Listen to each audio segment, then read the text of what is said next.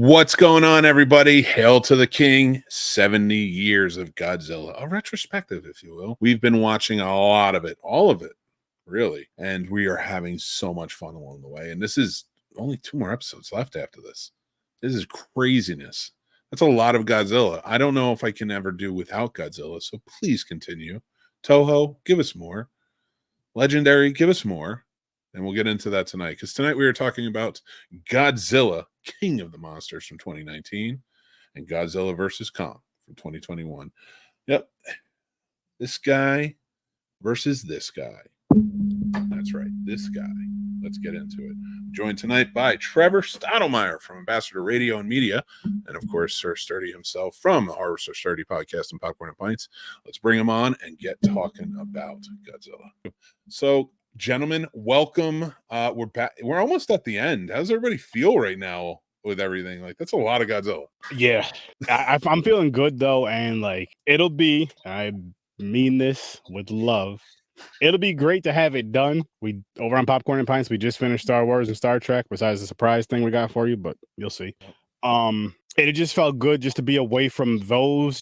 I guess seeing not the same movie, of course, but just the same faces all the damn time. Like, I'm tired of seeing their faces. I'm tired of seeing Godzilla's face now. It's as cool as it is, but it's just like I just got to see something different for a little bit. I just got to see something different for a little bit. You know what I mean? It's like seeing the same person every day, all day. And I've been seeing Godzilla, Star Wars, and Star Trek since January.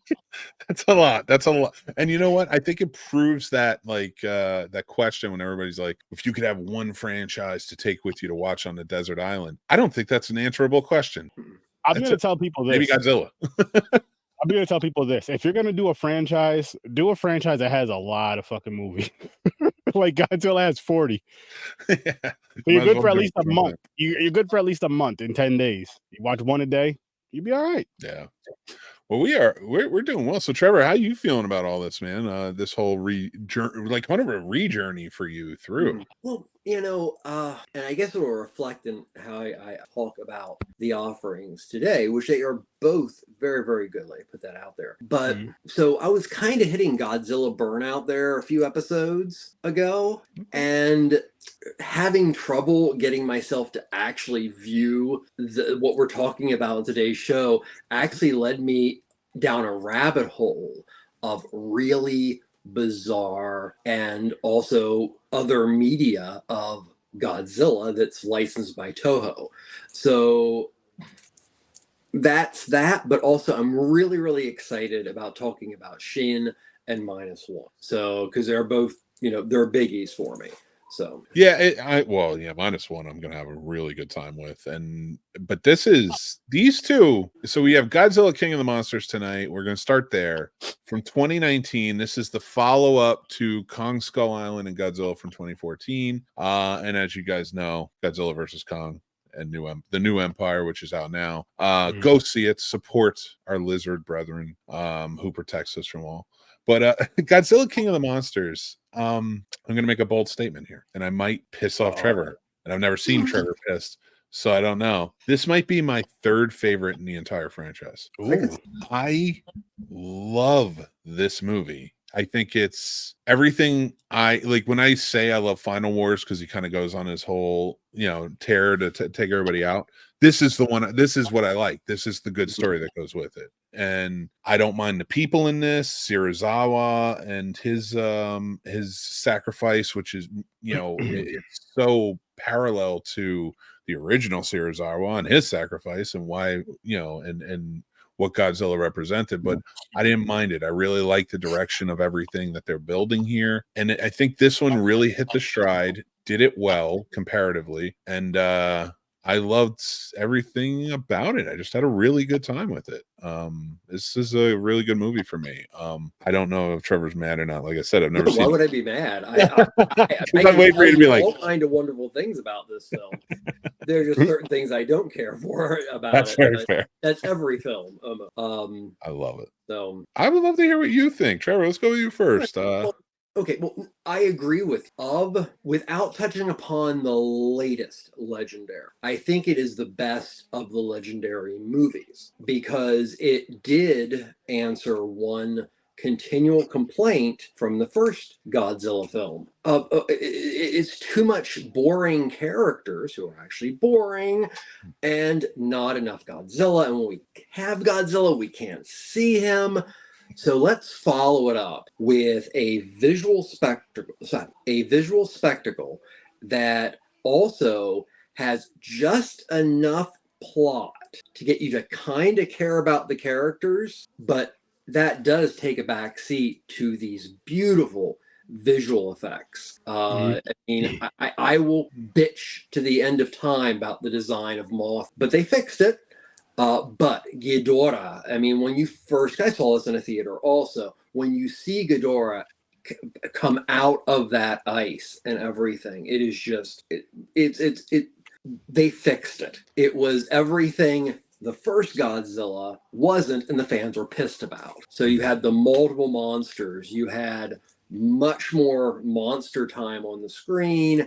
You worked with pretty, not multi-dimensional characters, which is great when you don't want to give them a multi-dimensional background. So yeah, I really enjoyed it. It's, I wouldn't put it in my upper echelon, but it was the most fun I had in a Legend without talking about the new. Okay. All right. I like that. And Sturdy, this is a first time watch for you. Yeah. I think I wanted to save you for last. I want to see where you landed on all of this. I like this one. I like this one a lot, actually. Excuse me, sorry. The story, the build up for this one was good, and I did like the look of Godzilla for this. Honestly, because I got to see Kong Skull Island, so I know the whole thing of it. But I like what I seen in this, and then it made the one that just came out recently make more sense to me. With certain parts, just because it kind of, so it made way more sense to me, actually. I'm like, okay, I can kind of see how they got there. And now it's starting to kind of, all right, now I see why they kind of had to meet up and all this, which I know we see in the next one even more so. But I do have a complaint, well, not about this one though, in a weird way. I know we had a brief discussion about the latest one that came out, and what I don't understand is why these people weren't in the third one, the newest one that just came out. It would make more sense. But with this right here, I think the smart thing they did, pulling the girl from Stranger Things, I think she did an awesome job in it. It kind of shows, because I've only seen her in Stranger Things. I haven't seen her in anything else. I know she's been in other things. I just have not seen it. So you got to really see her chops. No, I'm just explaining it like that because I got to see how she acts outside of that, which is cool. Yeah, it's cool to see an actor grow up and see this. Did this role great. She was the highlight actor in the film. Yeah. I gotta agree. In fact, if anything, her character, the 11 battle Godzilla, let's be honest.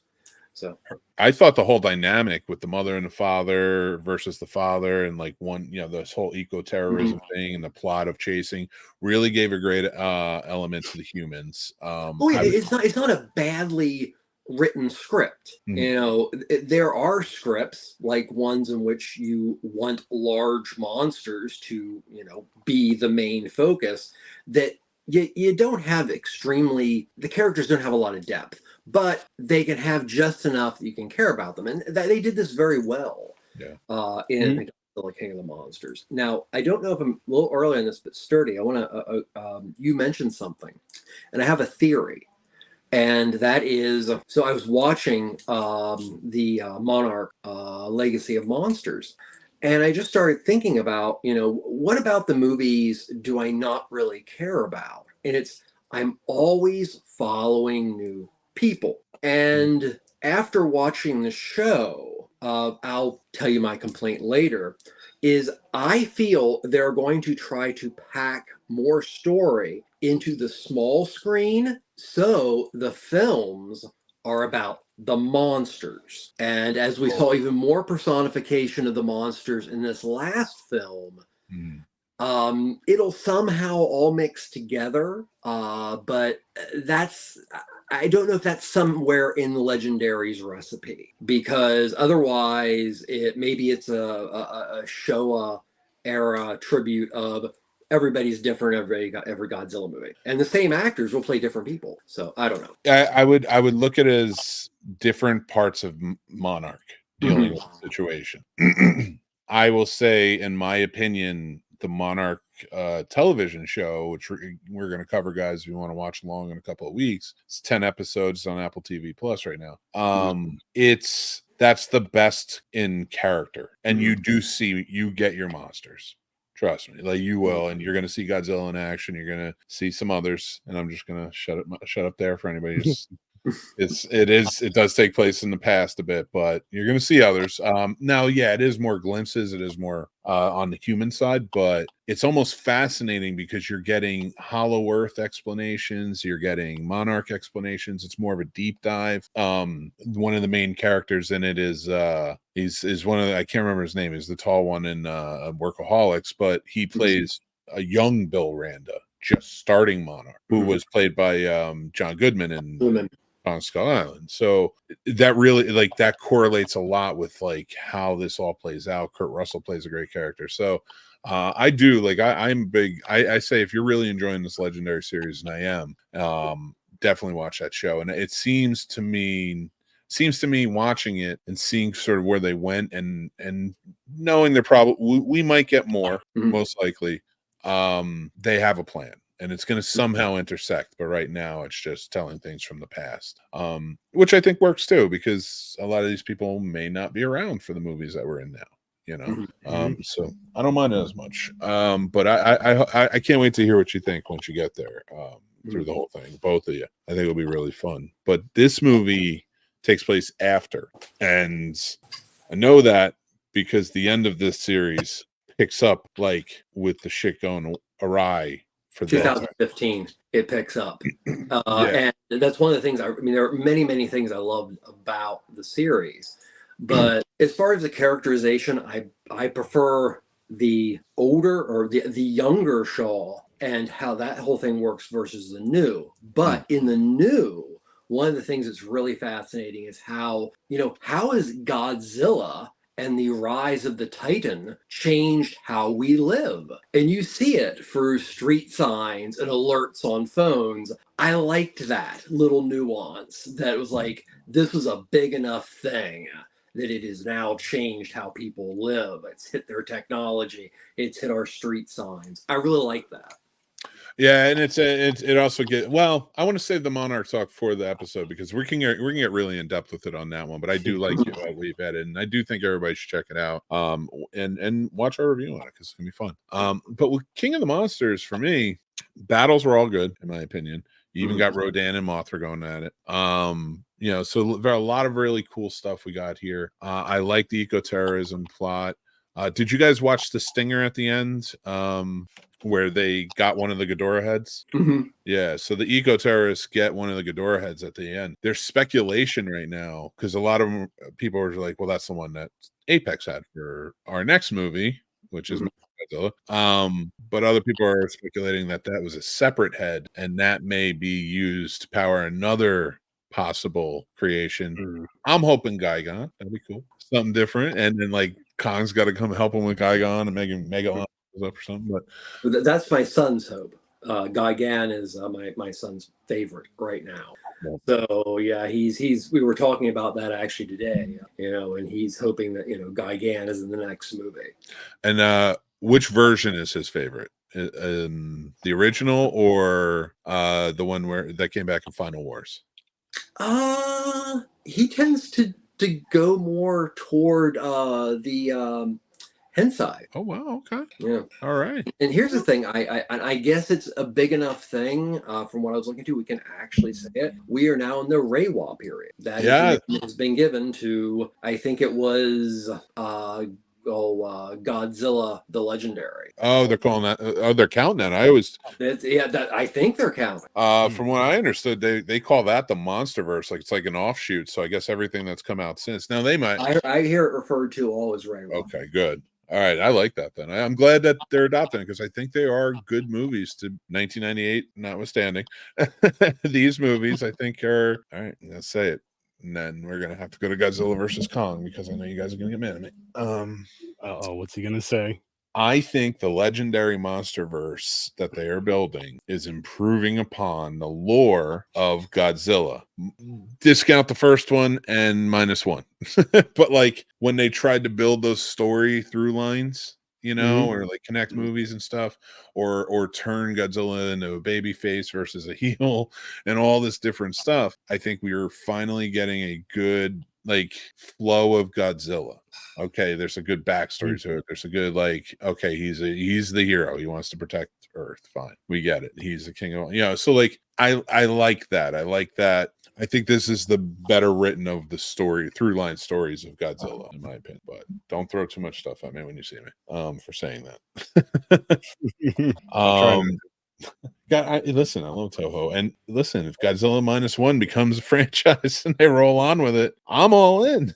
That may be my favorite. But yeah, this is, I do like the Legendary, but I also like that I like that it frees up movies like Shin Godzilla, which is experimental, or the animes, you know, like experimenting with anime, or even Godzilla -1 doing something completely different. I don't think we were going to get this much good Godzilla, not even good, great Godzilla, without Legendary existing right now, you know. So I am very also happy. have to give a shout out to the director of Godzilla versus Hedorah, Bono. Without Bono, there would be none of this. That's very fair. Very fair. Yeah. So for your hated Hedorah, go for it. That is why you're watching Godzilla movies now. That's fair. I do want to point out, I think one of the big reasons I like this, it is still dark. I do like that they got lighter with and being able to see the creatures more and next to, but Michael Dougherty directed and wrote this. Who wrote and directed Trick or Treat, which is one of my favorites. So I think he did a really great job with this.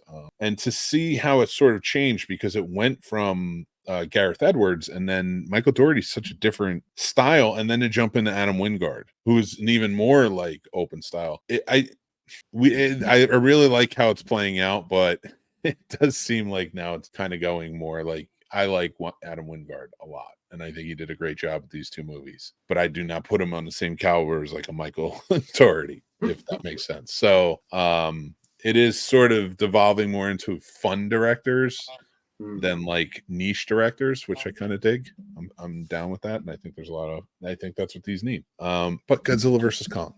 I'm gonna look to you right now, Sturdy, because you go first, because I know you fell in love with a certain character. Kong is my favorite kaiju. Is he a kaiju? Yeah. I love him. Like just seeing him from these couple of movies we've seen him, I'm like, he's just awesome. He's fun, loving, and just he's loyal too.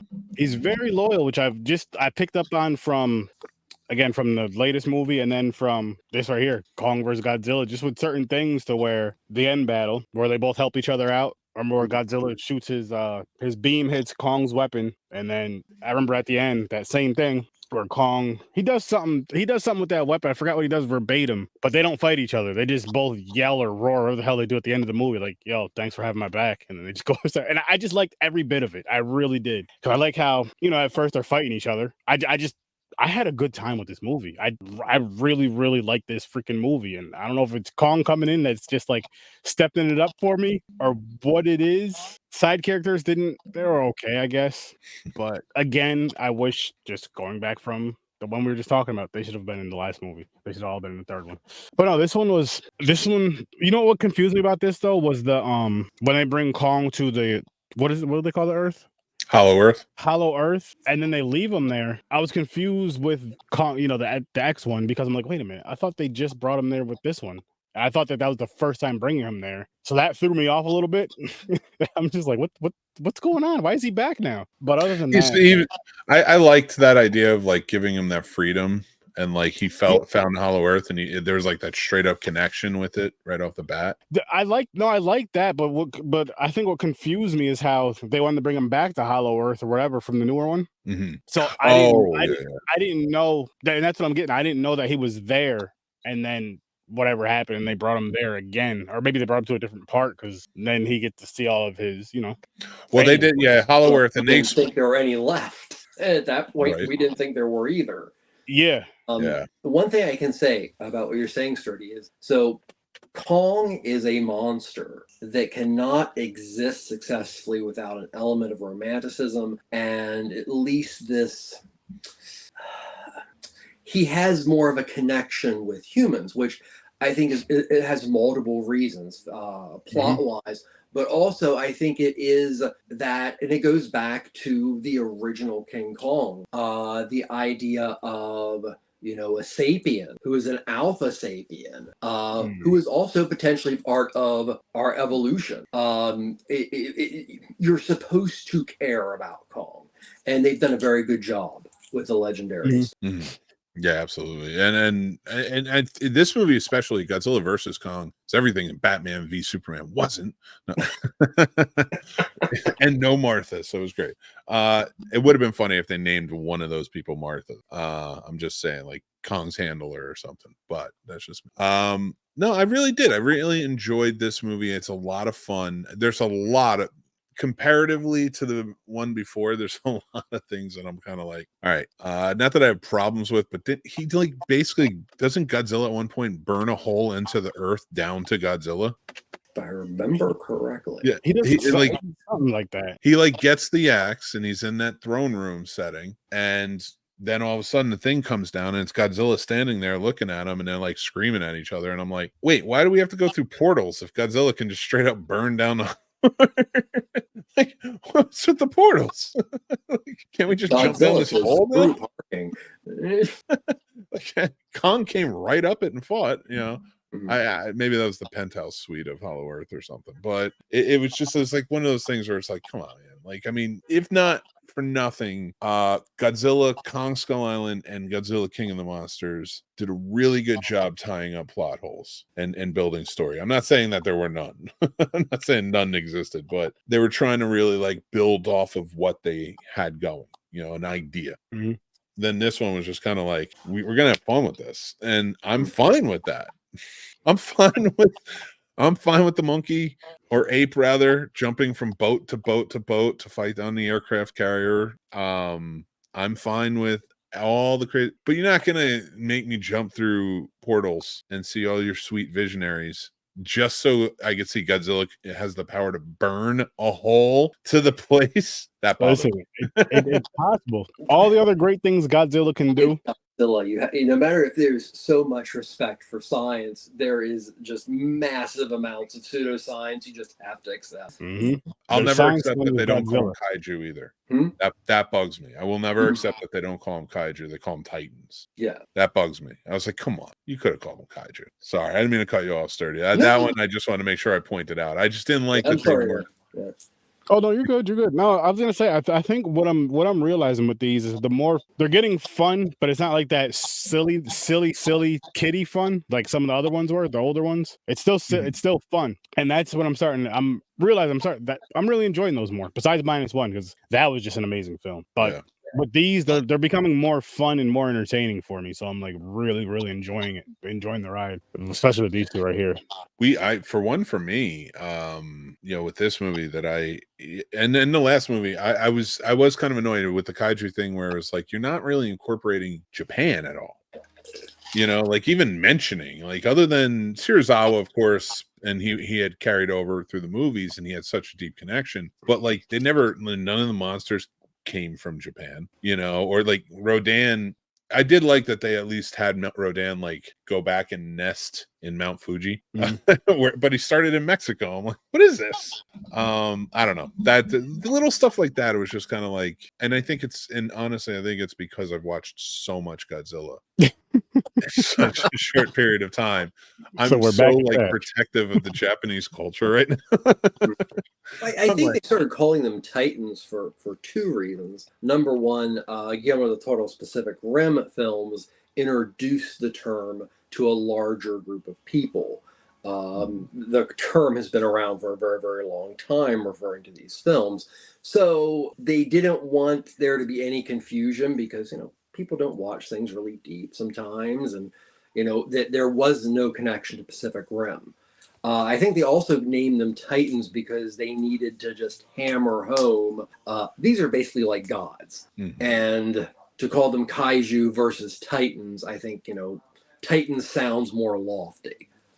fine. That's my Whatever. take. I know. I prefer kaiju also, but Me too. No, I just I wanted something like Serizawa and his connection because again that Dr. Serizawa that kicked everything off. So like I love that connection, but that was like the end. Mhm. And I don't know. Again, I watched so much Godzilla. I know I'm nitpicking. I know this is nitpicking But everything. see, I always but know. that part I do agree with you, Mick, and I do feel that you should just call them kaijus because why not? I mean, it's what they are. But the whole Titans thing, I feel like it's just to dumb it down for us Americans. Like, oh, they're Titans, they're big beasts, they're like because we use it because they've used Titans for like anything that's big. Oh yeah, look at these two Titans fighting. Like, how are they Titans? They're Shout 5 out foot. to Titanosaurus. Titanosaurus. Yeah. Right? They take it right out of him, right Yep. away from him. Of all the kaiju, the one that is the new name, Titanosaurus. Oh. Get rid of him. I do. So, well, I'd love to hear. What did you think about Godzilla versus Kong, Trevor? I enjoyed it. It was fun. I think I enjoyed the ad campaign leading up to it more than the film at times because they really, really pushed this, like boxing match. And there was going to be a protagonist and there was going to be an antagonist. And, this was going to be a fight to dominance, a fight of, So I heard so many people over this time just complaining nonstop about King Kong makes sense, Godzilla makes sense, blah, blah, blah. So but it was all over the place. I mean, this film was marketed like a boxing match, and that was great. Things that I really loved about the film, as these go, it becomes more and more about the monsters, and the monsters show a little bit more of personification in this film, which eventually leads on the last film we're going to talk about. I loved the inclusion of Mechagodzilla. Yes. It's interesting because this movie, I don't say it's wonderful. I don't revisit it very often, but I will have to say it is this amazing lead up buddy film that, not to go too much into the final one, which then leads into a lone, depressed, old looking Kong who is like trying to figure what life's like. And Godzilla is just an angry old fart. And it's like there's been enough time that like reality is set in for these monsters, and now it's time to get back into the game again. Yeah. Yep. Oh, I love that you put that, but it is funny to me because it's like he's so alone on Hollow Earth, and I know we're talking about this He movie grays. he grazed. He's so alone on Hollow Earth, and it's just like all these monsters are up on Earth. All he wants to do, and I could just imagine him being like, maybe I'll go see what Godzilla's doing today. I'll just pop up, and then like we got exactly why he never popped up. Miss the old days of jumping Fay Ray around New York, and then were the good days. Now he just got all this damn land and no one to share it with. I might try to find that Lake Fun. Well, it's funny. We haven't really talked about this, but the Legendary universe is, especially in the last one we're going to talk about, is very influenced by what a lot of films are influenced now, and that was the Marvel Cinematic Universe. And the Marvel Cinematic Universe, whether you liked it or not, basically presented a new way of storytelling where, you had to make sure your scripts were tight. Yeah. And if you mess up, it's got to be explained. And then also you're trying to create a new concept on top of something that has been around forever and ever and ever and has a huge fan base. So, I definitely feel that the success of the MCU made it possible for these films to. Oh yeah, definitely. Franchises are just they're few and far between great, but I would definitely put this in the upper tier of franchises right now. But let's talk about the Mechagodzilla sequence real quick. I want to, kind of get into that and see what you guys thought. What'd you think about the whole idea of Mechagodzilla being a connection to King Ghidorah? And I also like the inclusion that Serizawa's son was the one piloting and working for Apex. I thought that was really cool. He hates his father for always being into these monsters. He just wants to kill him. It's an interesting take, and it added a lot of layers to this. But what'd you guys think of what they did with Mechagodzilla? Wasn't mad at it. And I loved the battle at the end. It was a different take, which is cool. It was a different take to me that kind of worked, which was cool, I should say. Because I don't mind, that's the thing. I don't mind when when they're making these movies and they take that risk of like, all right, let's switch this up just to be different, whatever the case may be. But if we switch this up, we can't fuck this up. And I don't think they fucked it up with that. I really don't. Well, what do you think, Trevor? It's not my favorite Mechagodzilla. If somebody says, Mechagodzilla, is just the first thing that pops into my head. No, honestly, he's kind of an anemic Mechagodzilla. And for reasonings of the fight, it makes sense and everything, but he's not a memorable. But I think he was an important character because of that connection to, what can be done with Ghidorah, Monster Zero. And they haven't messed with or really gone into too far about, his original origin. But it almost has to go into space because that opens up the next movies. There's got to be somewhere in these legendary films a space invasion, which explains Ghidorah or anything that comes from Ghidorah DNA. It's a great point because you have, and I believe they do. I'd have to go back and look at the comics again, but I thought in the comics they do mention that he is from space, but he's so old. He's fought, I guess, other Titans before. I don't know if it was Godzilla or who, but and all they could do was like seal him up. So I like that idea of it, and now there's parts of him out there, and we know he can regenerate. So what does that look like? What does it lead to? And I'd love to see it open up and maybe get a Final Wars 2 Legendary Edition. No, nobody wants that. I get it. Only me. Watch him kill Zilla again. But with this movie, I think they did a good job. I like the idea that Mechagodzilla looks the way he does in this. And the reason being is he's based on their Godzilla. Right, so they weren't going for like the awesomeness of the old Mechagodzilla, where it was like we're gonna make him look as cool as hell. This seems more pragmatic in the way they do. Osteoporosis Mechagodzilla makes sense. That's very fair. Like just always hunched over. That's a good point. I really did like this movie. I had a lot of fun with it. I think they do a good job marketing them too, like you said with that.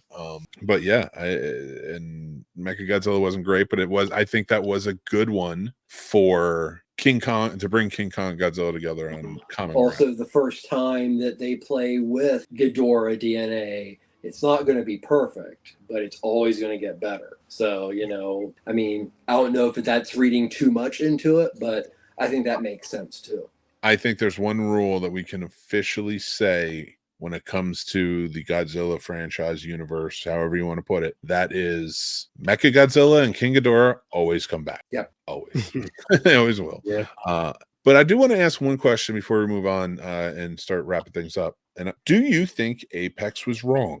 Do you think that they were wrong for creating a Mechagodzilla? Because I'm having a hard time. Like, if you live in a world of monsters that are literally like the last movie, how the world still exists is beyond me. They destroy like every city. Hey, like I would almost be like, all right, we're fighting back now. Yeah. And then he'd lose, and I'd be like, all right, that wasn't a good idea. I don't know if this idea works, but I wanted to see what you guys thought. Do you think Apex were the bad guys and everything you've seen? That's a good question, because you're right to the fact of like I wanted, but then as far as the monsters and they're tearing up everything, but then it's also like, is Apex going about it the right way? Are they doing the right thing, and are they doing it for the right reasons? That's the tough part. That's the tougher part. Because other than that, I would say I don't see anything wrong with it. Like, look, they're big ass monsters coming here tearing up the city all the time. And then I'm also thinking about the Avengers. Super. Yeah. All That's what I mean. Yeah. The heroes that did destroy just as much, if not more, and more often. And then it's just like nothing. I'm like, you're here to save people, but you listen, it's a Monday. It's 2:00 in the afternoon. 17 buildings just got exploded. I know those buildings were not empty. I know we don't think about it like that, but I know those buildings were not empty. And it's like, Superman, they're just after you. So you know what I mean? So then I'm kind of like, Apex. I get it. They're tearing up this city. These kaijus are tearing up this city. You don't want that. We don't want that. But are you guys really helping? Are you really helping? And are you helping for the right reasons? And I don't know if they are or not. I think, but as far as nothing has led me to believe that. And I don't mean, I just to interject for a second. Nothing has led to, like, douchebags. Yeah, like one hates his dad and wants to kill the monster. They have like personal motives. But overall, and like, and this question, actually, we should probably save this for after you watch Monarch. I want to see where you're at with it. But like, based on this movie though, and everything they did, I'm not saying Apex was right, but you also did have two of the Titans fighting, and take the Ghidorah out of it, Ghidorah coming live and going to fight them anyway. But like, if it could have been controlled, right? Would it have been such a bad move? I mean, we watched a lot of other movies where we're like, all right, Mechagodzilla, man, like, yeah, call him in. Like, why is Apex wrong? Because they're not Monarch? That seems weird to me. Well, my take on it has always been, okay, so Monarch is like a character in itself. It is the agents of S.H.I.E.L.D. of the MCU. It is in question at all times because the many people feel it should be under military control, and we all know why that shouldn't be. The theme was there in 54, but with that, you need the other side of the coin, and we'll go back to Godzilla, King of the Monsters, where they end up bringing back this character who has so much hate, and so is like, we've got to kill these things. There's no way we'll cohabitate. I respect them, but we can't do it. It's impossible. So you have to think at a time like this, there would be political movements to support Monarch and political movements not to support Monarch. Now, the question is, with Apex, we've already had, as in the first film we talked about, eco-terrorism. We have seen several things like that. Is Apex really fighting to kill the kaiju for the people, or are they eco-terrorists that have their own ideas for how the world should be? So I think that's important. That that in itself, if it was just Monarch and constantly Monarch fight, the Avengers, it brings that Civil War quality to it, and it's definitely happening with Monarch. Monarch is constantly fighting for budget because the government doesn't trust them because they're mysterious. Well, Apex, maybe they trust them too much, but they also have certain means of going about things that seem very much like terrorist. So I think the ambiguity between them both is very important. Okay, I like that. I like that answer a lot. I appreciate it, and both you guys. And yeah, I honestly, like, depending on what they're doing and going forward, because you never know if Apex is pretty much done now, but who's going to pick up the mantle of Mechagodzilla? I would love to see where that goes, and we'll get into that next time with Godzilla X Kong, the New Empire, and Godzilla -1, which I'm so excited for, and more with Monarch. But before we get going, I did want to show you guys something, and it is still available, by the way, for anybody out there. I got the popcorn bucket. Godzilla versus Kong, and I'm showing the Godzilla side, but I'll show the Kong side too. I will say this thing's bigger than my head, like even like width, like it is huge, and it goes deep. That's what she said. But so you gotta love it. Me and that bucket got something in common then. And Godzilla. So and Kong, I guess. Oh, yeah. All right. So one more thing about Godzilla versus Kong, and I thought was really funny. They did pay a little homage to when King Kong stuck the tree in Godzilla's mouth. Like, so I was freaking out in the original movie. It was cool to see him take the axe and shove it into Godzilla's mouth and sort of played out in the MonsterVerse. So I thought that was cool. But so you guys like these movies then? These are ones people should check out. Definitely. All right, I'm into. And I want to say thank you guys so much for joining in tonight. You can check out my good buddy Trevor Stottlemyer down over at Ambassador Radio and Media. And lots of cool stuff is coming. Trevor, you got anything you want to throw out there before we get going? Hopefully by the time this airs, there'll be a new show online at ambassadorradio.org. It's the second part of a series about college music I'm doing. It's about the first and second wave of emo core. So that should be on my website, hopefully very, very soon. Love that. Right, man. And then, of course, my good buddy, Sir Sturdy from the Horror with Sir Sturdy and Popcorn and Pints podcasts. Man, you got anything going on you want to talk about? And Sturdovision. I do not want to forget that. Sturdovision's a great show. Sturdovision. So. Well, I can tell you what I got coming up on those 3 shows. Just give me like 2 seconds. So, Horror with Sir Sturdy, we are reviewing Charlie's Farm tomorrow, which I'm going to be honest with you, Mick. It's a CFF pick, but I think Bill Moseley's in it, but I forgot. Listen, guys, I love work hard. You work but hard. You know, I believe it. Doing that, and then on Sturdovision Friday, we're reviewing the movie Shocker. Again, CFF. Excellent. Going to be a fun time. Yep. Going to be a fun time. Good core, deep Wes Craven. Yeah. I think you'll like it. And Popcorn and Pints, what you got coming up for us this week? Popcorn and Pints, we have Short Circuit, I believe, was first one. Oh wow! It was a fun little one, and then I forget what the other movie was. Another 80s. It was, yeah, because it was the last 2 on our 80s wheel, which we will be bringing that back at some point. Guys, you got to go check out these shows. They are so much fun. Just have a great time with them. And you can come by next week. I think Trevor and Sturdy may be joining in on the Scene Snobs podcast, both live, and then you can listen to it or watch it anytime on our YouTube channel or listen to it on any podcast platform. But we're going to be doing another mixtape, and that mixtape is going to be music from TV shows. Openings, maybe there's songs from TV shows that you really like, you want to add, things like that, that had impacts on you. So we're gonna make mixtapes. So it's from TV shows. My list is long. I have to dwindle it down, but make sure to check out for that. We're gonna have a lot of great fun on that. But tomorrow night we have an all new Scene Sounds podcast as well. Guys, thank you so much for joining in. Thank you for my guests. Oh, well, panelists, really, not guests. They're always on, so we're having a good time with it. Hosts of the show, Trevor and Sturdy. Guys, thank you all for being kaiju fans, joining in. Godzilla, the one, the only, the best. If you like my shirt, or you like the design, the Error Store design, go check out snobsmerch.com. And you can pick yours up there. And you can, it's a lot of fun. So I got one, and they'll have one soon too. So we'll all be kaiju loving. But guys, until next time, remember to be kind to each other. So much. Yeah, absolutely. Be kind to each other, stay classy, and take care of yourselves. That's important. And we'll talk to you soon. Take care. Peace.